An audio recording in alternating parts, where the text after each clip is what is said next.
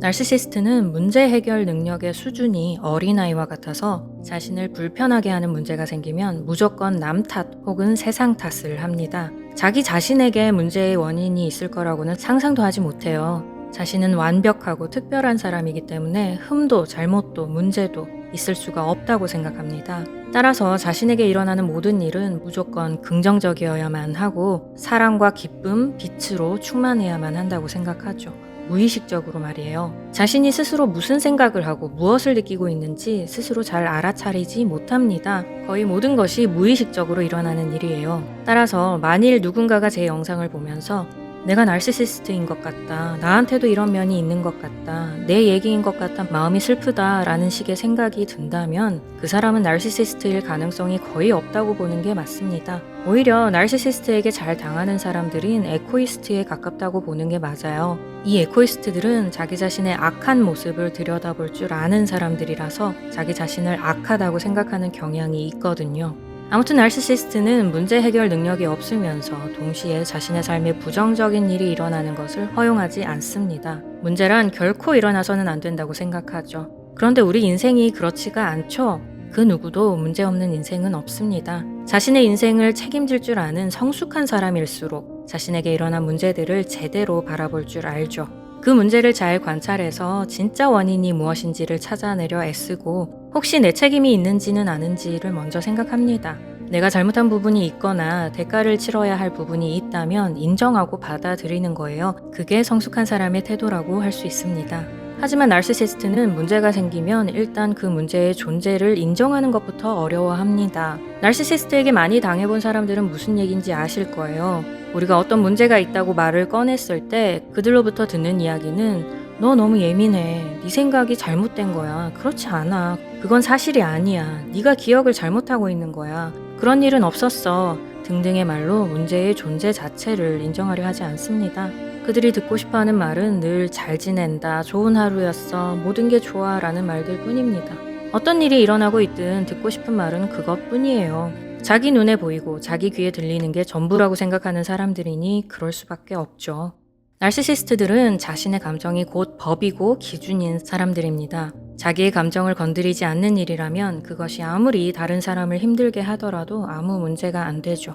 모든 것이 괜찮다, 모든 것이 좋다 라는 말들로 상대에게 엄살 부리지 말라며 더 강인해지길 바라고 더 긍정적으로 말하길 바라며 더 많이 웃어야 한다고 말합니다. 그렇지만 정말 아이러니하게도 나르시시스트들은 자기의 심기가 조금이라도 불편해지면 아주 작은 일도 큰 일로 확대시켜서 분노하고 불평합니다. 아무리 작은 일이라도 그게 자신의 감정을 건드리는 일이라면 그것은 최악의 사건이 돼버리는 거예요. 특히나 자신의 이미지와 권력을 건드리는 사안이라면 이들은 절대 긍정적인 시각으로 바라보지 못합니다. 사람들 앞에서 별것 아닌 것처럼 관대한 척 긍정적인 말을 늘어놓을 수 있을지는 모르지만 가면을 벗고 만나는 사람 앞에서는 분노와 증오를 감추지 못해요. 이들은 자기 자신이 상처받거나 피해를 입었다는 생각이 들 경우에는 절대 긍정적인 태도를 보이지 않습니다. 매일 거짓된 미소를 지으며 상대방의 인내심을 과소평가하다가도 자신의 심기를 조금이라도 건드리는 일이 생겼을 때는 갑자기 분노하고 소리 지르고 다른 사람들을 탓하고 만만한 상대를 비난하죠. 이들의 이런 모순적인 태도, 우리가 내로남불이라고 표현하는 이런 모습은 이제 전혀 놀라워 보이지도 않죠. 고장난 시한폭탄같이 늘 들쭉날쭉한 이들이지만 이 내로남불의 태도만큼은 정말 일관성 있게 나타납니다. 그러나 아무것도 모른 채 이런 상황을 처음 맞닥뜨린 사람들은 당황스럽고 이해가 안 갈 수밖에 없어요. 내가 힘들 땐 나보고 부정적이라고 쓸데없이 불평한다고 늘 비난해놓고 뭐야? 저런 별것도 아닌 일에 저렇게 길길이 날뛰는 거야? 라는 생각이 드는데 너무도 자연스럽게 이중잣대를 들이대는 이 나르시시스트의 뻔뻔함과 유치함에 도대체 어떻게 대응해야 할지 말문이 막히는 겁니다. 그들이 가면을 벗은 모습을 가까이에서 늘 보는 사람들은 이게 진짜 사람인가 싶은 생각이 들 수밖에 없어요. 만약 나르시시스트가 부모인 경우 자녀는 언제나 긍정적이고 낙관적인 모습만을 보여야 합니다. 자신의 모든 부정적인 감정을 무시하고 언제나 괜찮은 척, 행복한 척 해야 하는 거죠. 자녀가 조금이라도 부정적인 감정을 표현할 경우 부모는 이들을 가만두지 않습니다. 여러 가족 행사에 자녀가 참석하지 않거나 아니면 참석하더라도 자신이 원하는 만큼의 밝은 기운을 내지 않는다면 지금 다 좋으니 먹구름처럼 굴지 마라. 내 하루를 망치지 마라. 라고 꾸짖으며 자녀에게 죄책감을 들게 합니다. 가정 내에서 부정적인 감정을 표현할 수 있는 사람이 유일하게 나르시시스트 부모뿐인 그런 가정도 있어요. 나르시시스트인 자기 자신 외에 그 누구도 가정에서 부정적인 감정을 표현할 수 없는 거죠. 엄청난 통제력을 행사하고 있는 겁니다. 이들은 심지어 자녀에게 특정 감정을 요구하기도 합니다. 자녀들은 엄마에게 다가가서 엄마 모든 게 다 좋아요. 엄마 멋지네요. 저도 멋지고요. 제 인생은 멋져요. 모든 게 훌륭해요. 라고 말할 때마다 무슨 다큐멘터리에 나오는 숭배자 집단의 한 일원이 된 기분이 들기도 합니다. 실제로 자신의 얼굴 표정조차 나르시시스트의 입맛에 맞게 지으려고 애쓰며 웃는 상을 유지하느라 얼굴 근육까지 아파지는 지경에 이를 수도 있습니다. 직장도 마찬가지입니다. 사장이나 상사 혹은 동료가 나르시시스트인 경우 당신에게 긍정을 강요할 수 있습니다. 자신들이 일터의 분위기를 불쾌하게 만든 장본인임에도 본인들은 그걸 모르죠. 예를 들어 모두가 행복하고 반가워할 것으로 기대하면서 이른 아침부터 미팅을 열고 시도 때도 없이 단합회를 열고 여러 이벤트를 기획하며 주말 산행을 결정하기도 할 겁니다. 만약 누군가가 이에 대해 긍정적인 모습을 보이지 않으면 배척당하거나 승진해서 누락될 수 있는 그런 분위기를 만들어 가죠.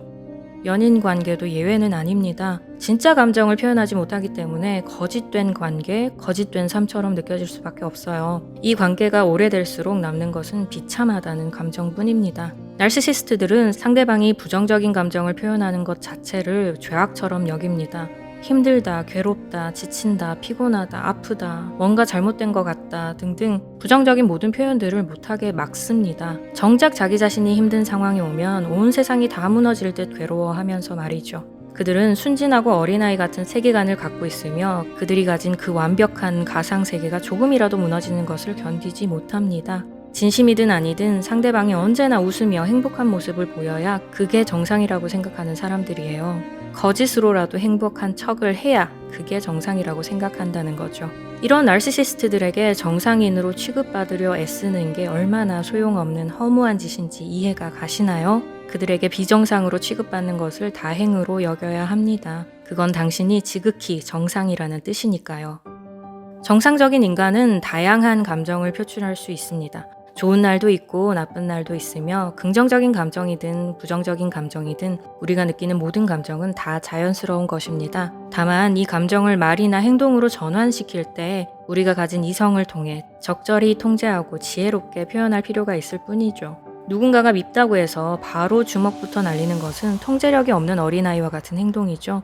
모든 감정이 다 자연스럽다는 것을 인정하되 그 감정들을 어떻게 표현하고 어떻게 받아들여야 할지에 대해서 우리에게 지혜가 필요한 것 같습니다. 나르시시스트처럼 부정적인 감정을 무조건 억압해서도 안 되고 반대로 모든 감정을 무분별하게 모두 행동으로 옮기는 것도 아닌 감정을 성숙하게 다룸으로써 날이 갈수록 더욱 행복해지는 그런 삶이 되시기 바랍니다. 나르시시스트들과의 관계로 인해 심각한 상황에 놓여 있다면 전문가의 도움을 받는 것이 최선임을 기억해 주시고요. 그럼 여러분의 모든 문제가 다 해결되기를 바라면서 저는 또 다음 시간에 뵙도록 하겠습니다.